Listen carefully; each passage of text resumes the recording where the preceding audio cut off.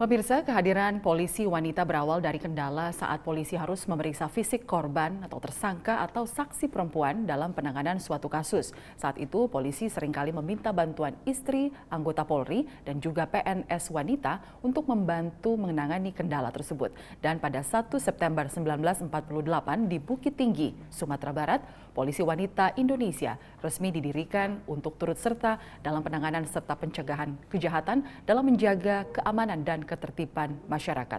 Seperti apa kisah lengkap dari sejarah berdirinya Korps Polisi Wanita Republik Indonesia yang tahun ini memperingati hari jadinya yang ke-75?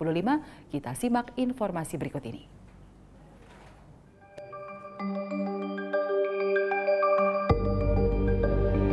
Kota Bukit Tinggi menjadi sejarah lahirnya Polisi Wanita Indonesia. 73 tahun silam, tepatnya tanggal 1 September tahun 1948, cabang Jawatan Kepolisian Negara untuk Sumatera yang berkedudukan di Bukit Tinggi memberikan kesempatan mendidik wanita-wanita pilihan menjadi polisi untuk pertama kalinya. 6 orang wanita saat itu terpilih untuk mengikuti pendidikan inspektur polisi bersama dengan 44 siswa laki-laki di SPN Bukit Tinggi. Keenam anggota Polwan pertama adalah Nelly Pauna Situmorang, Mariana Mufti Saanin, Jamaniar Hussein, Rosmalina Pramono, Rosnalia Taher, dan Dahniar Sukoco. Latar belakang terbentuknya Polwan didasari pada awal tahun 1948. Terdapat kesulitan-kesulitan pada pemeriksaan korban, tersangka ataupun saksi wanita, terutama pemeriksaan fisik untuk menangani sebuah kasus. Hal tersebut mengakibatkan polisi seringkali meminta bantuan para istri polisi dan pegawai sipil wanita untuk melakukan tugas pemeriksaan fisik. 6 Serikandi inilah yang menjadi pelopor lahirnya Kesatuan Polisi Wanita di Indonesia. Sejak saat itu, tanggal 1 September diperingati sebagai hari lahirnya Polisi Wanita atau Polwan. Namun beberapa bulan kemudian, tepatnya pada tanggal 19 Desember 1948, meletus agresi militer Belanda kedua yang menyebabkan pendidikan inspektur polisi di Bukit Tinggi dihentikan dan ditutup. Setelah adanya pengakuan kedaulatan terhadap Indonesia, pada tanggal 19 Juli 1950, ke-6 calon inspektur polisi wanita kembali dilatih di SPN Sukabumi. Selama pendidikan, ke-6 calon inspektur polisi wanita mendapat pelajaran mengenai ilmu-ilmu kemasyarakatan, pendidikan, dan ilmu jiwa, pedagogi, sosiologi, psikologi, serta latihan ilmu bela diri dan latihan militer. Pada tahun 48, September 48, ya, ini kan 3 bulan kemudian ada serangan militer nih, serangan militer Belanda yang kedua tahun 48. Nah, ini sudah ada satu preparation ya bahwa polisi ini secara organisatoris membutuhkan juga sentuhan atau keberadaan polisi wanita. Oleh karena itu, Pak Kanto membuka kepolisian wanita ini tidak secara langsung sebagai sekolah polwan kayak sekolwan sekarang ya, tetapi dibentuklah banyak sekolah-sekolah SPN di berbagai daerah gitu ya untuk menciptakan sumber daya manusia polisi yang terdidik gitu ya, terdidik oleh bangsa sendiri. Jadi bukan hanya SDM polisi yang warisan dari masa lalu, tetapi menciptakan SDM yang produk daripada Indonesia merdeka ya, untuk kepentingan bangsa yang berdaulat dan merdeka. Nah, termasuk diantaranya Bukit Tinggi itu ada dibentuk sekolah inspektur polisi. Itu tahun 48, September 48, jadi 3 bulan menjelang agresi yang kedua. Nah, di sekolah inspektur polisi di Bukit Tinggi ini kemudian dipanggil para perempuan untuk ikut bergabung di dalam sekolah inspektur polisi. Nah, masuklah 6 yang terseleksi 6 orang daripada yang kemudian menjadi perintis daripada Polwan ya.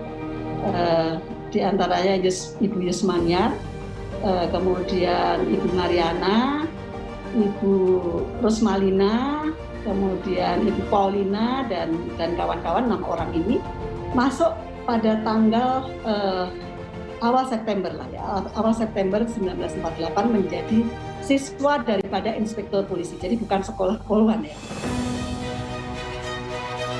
Pada tanggal 1 Mei tahun 1951, keenam calon inspektur polisi wanita berhasil menyelesaikan pendidikan dan mulai bertugas di Jawatan Kepolisian Negara dan Komisariat Polisi Jakarta Raya.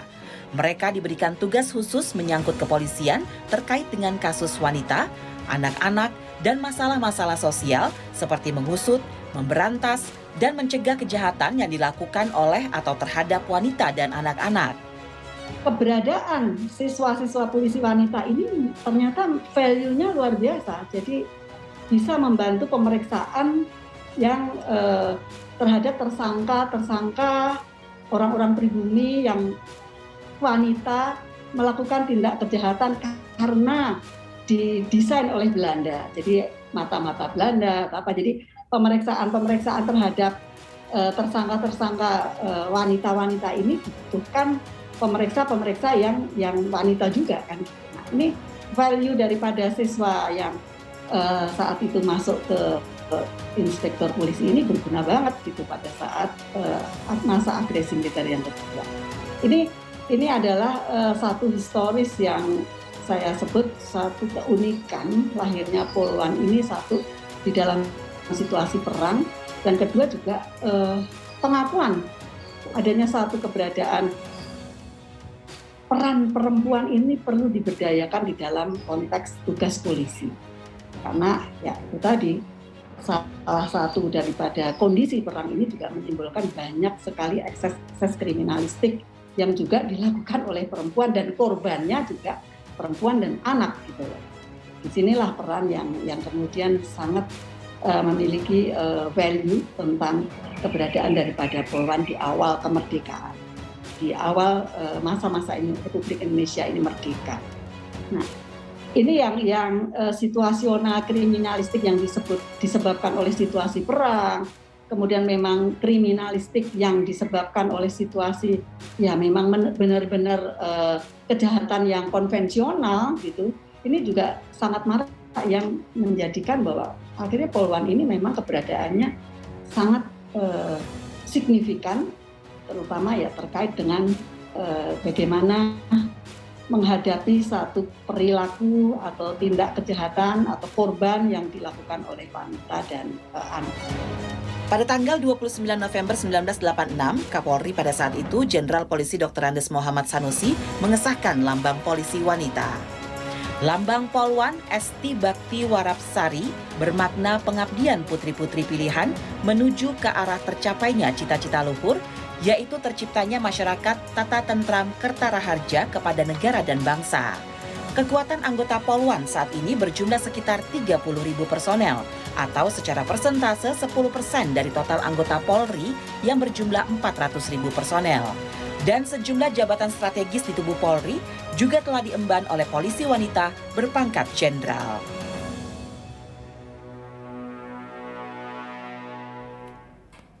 Ya, pemirsa, saat ini saya sudah bersama dengan Kombes Pol Kusri Wahyuni, Kabak Anef Kinerja Romonef Srena Polri, yang juga adalah Ketua Panitia Hari Jadi, yang juga adalah Ketua Panitia Hari Jadi ke-75 Polwan RI tahun 2023. Ya, selamat siang Ibu Kus. Selamat siang. Apa kabarnya? Terima kasih, baik. Ya, kita ngobrol-ngobrol tentang hari ini ya. Ya. Hari Jadi ke-75 ya. Polwan Republik Indonesia.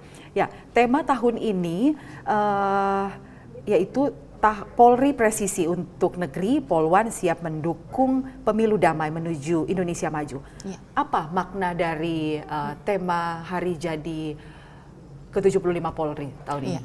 Terima kasih. Izinkan kami menyapa untuk seluruhannya. Assalamualaikum warahmatullahi wabarakatuh. Selamat siang dan salam sejahtera bagi kita sekalian. Dan selamat siang untuk seluruh pemirsa yang berbahagia. Terima kasih karena kami diberikan kesempatan untuk hadir di tempat ini. Sekaligus juga menjelaskan bahwa saya selaku Ketua Panitia Hari Jadi ke-75 Polwan RI tahun 2023 mengambil tema Polri Presisi untuk Negeri, Polwan Siap mendukung pemilu damai menuju Indonesia maju. Apa maksud ataupun makna yang tersimpan atau yang dibalik itu kami menyusun tema itu, yaitu bahwa tahun ini merupakan bagian Polwan itu merupakan bagian yang tidak terpisahkan dari Polri, dan di tahun ini adalah masuk pada rangkaian tahun politik.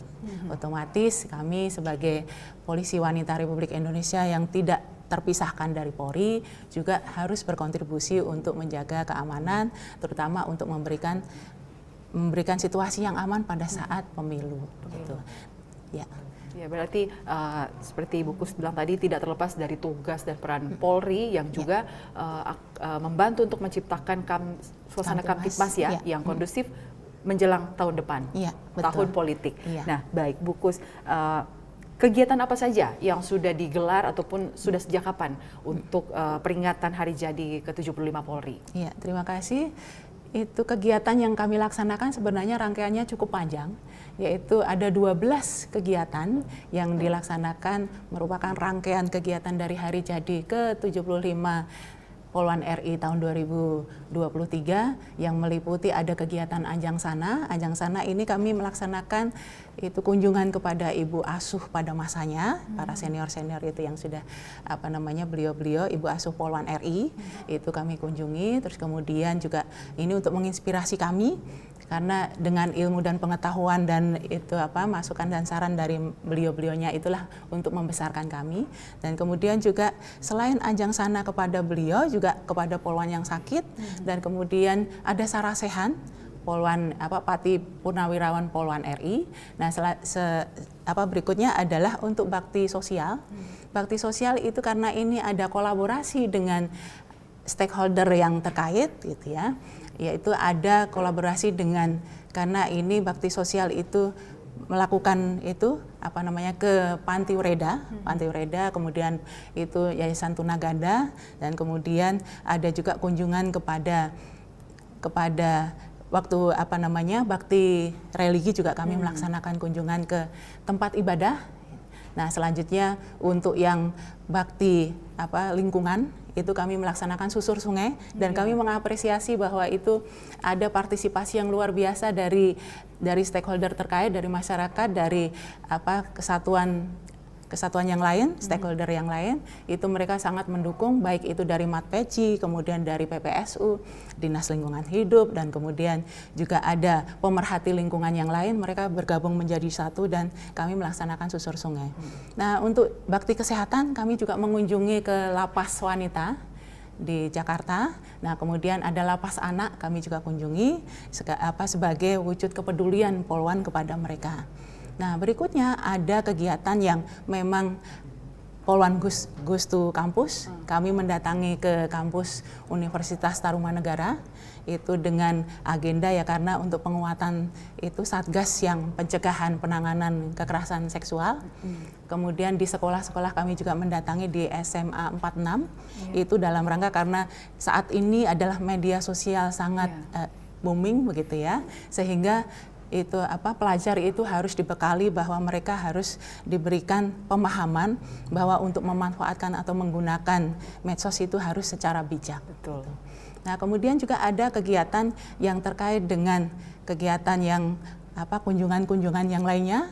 Nah, kemudian kami juga hari ini dan mulai dari hari kemarin sebenarnya ada kegiatan Gatur Lalu Lintas. Gatur Lalu Lintas yang di semua titik ada 24 titik yang kita laksanakan.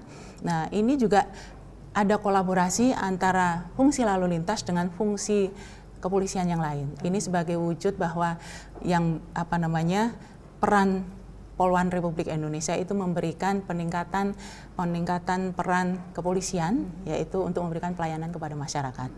Nah, kemudian di hari kemarin dan hari ini itu Gaturli sekaligus patroli ke tempat-tempat perekonomian masyarakat, ke sentra itu baik perekonomian baik di tempat pasar-pasar itu kami juga datangi, itu di beberapa titik yang kita datangi. Nah, kemudian ada juga curhat kepada masyarakat, itu ada salah satu curhat yang di R. Petra, itu yang dilaksanakan di Matraman, itu sudah kami laksanakan. Dan yang tidak kalah penting adalah itu Napaktilas karena kami cikal bakalnya adalah di Bukit Tinggi. Kami juga itu terinspirasi kepada beliau dan mengingat, menghargai dan untuk sebagai motivator kami bahwa beliau-beliau pendahulu kami itu pertama kali ada di Bukit Tinggi sehingga kami melaksanakan itu Napaktilas di sana. Sebenarnya Napaktilas itu sebagai pelaksana utama adalah Polresta Bukit Tinggi dan ada perwakilan dari panitia pusat untuk datang ke sana dan itu sangat meriah. Kami juga bersyukur karena ada atensi, ada kolaborasi dan ada perhatian dari masyarakat setempat dan pemerhati perempuan untuk ikut bergabung dalam kegiatan itu. Ya, bisa dibilang dari seluruh rangkaian yang sudah digelar sejak bulan Juli, mungkin Napaktilas ini yang cukup meriah dan juga sangat bersejarah ya, karena untuk mengingat kembali bagaimana Polwan pertama kali berdiri ya, Bu Kus ya. Nah kemudian yang Ibu Kus bilang tadi juga saat mengunjungi berbagai kegiatan disampaikan imbauan Kamtipmas dan juga tema-tema yang sangat relate atau terkait dengan apa yang kita hadapi saat ini. Nah kemudian di usia yang ke-75 ini seperti apa transformasi Polwan dalam mengemban tugas kepolisian yang tentunya penuh dengan dinamika dan penuh tantangan. Iya, kami menyadari betul Mbak, memang dinamika tantangan saat ini semakin besar. Nah, terutama juga Polwan dituntut untuk mengikuti perkembangan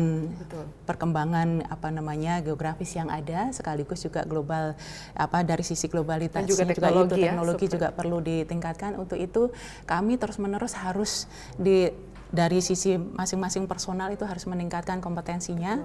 Dan ini juga ada kaitannya, kemarin kami melaksanakan webinar nasional dalam rangka untuk memberikan pembekalan kepada para Polwan karena dihadiri oleh seluruh Polwan di seluruh Indonesia, itu yang otomatis mereka juga melaksanakan langsung kegiatan untuk mengamankan, baik itu mengamankan rangkaian kegiatan pemilu maupun penanganan perempuan dan anak, maupun yang terkait dengan tindak pidana itu TPPO itu. Sehingga mereka juga sudah dibekali, walaupun memang mereka juga sudah punya kompetensi, namun demikian kita refresh kembali untuk melakukan itu.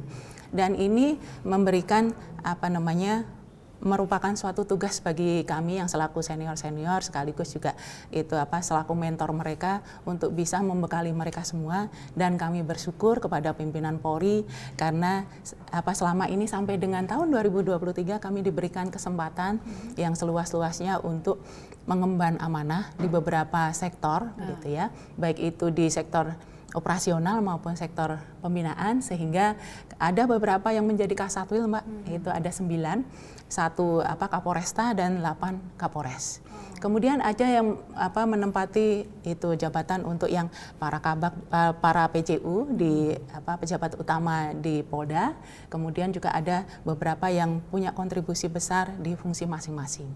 Dan ini tentunya tidak akan bisa diberikan kesempatan kalau dari sisi kompetensi dan dari sisi kemampuan yang dimiliki oleh Polwan itu tidak memenuhi. Mungkin itu ya Mbak. Jadi tetap ada kompetisi untuk melengkapi kompetensi seperti yang Bu Kus bilang tadi ya. Berarti Polri juga sangat mendukung karir dari anggota Polwan untuk memegang jabatan strategis ya, seperti yang Ibu Kus jelaskan tadi. Nah kemudian apa harapan Ibu Kusti untuk kemajuan Polwan ke depan? Ya, harapan kami ya karena kami juga harus berusaha terus mengembangkan diri.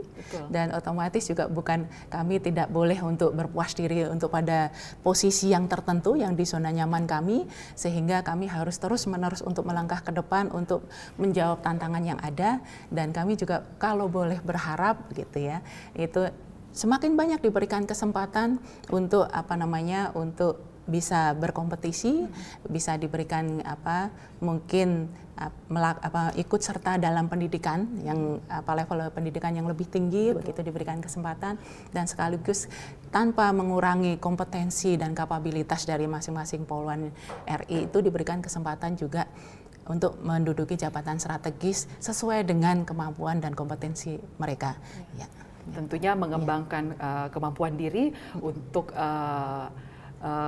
dan juga tidak lepas dari kemajuan Polri itu sendiri ya sebagai anggota Polwan.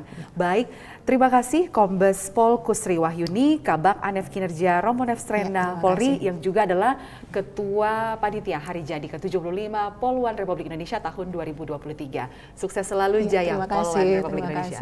Salam presisi. Salam presisi. Terima kasih. Baik pemirsa, tetaplah bersama kami. Presisi Siang akan segera kembali.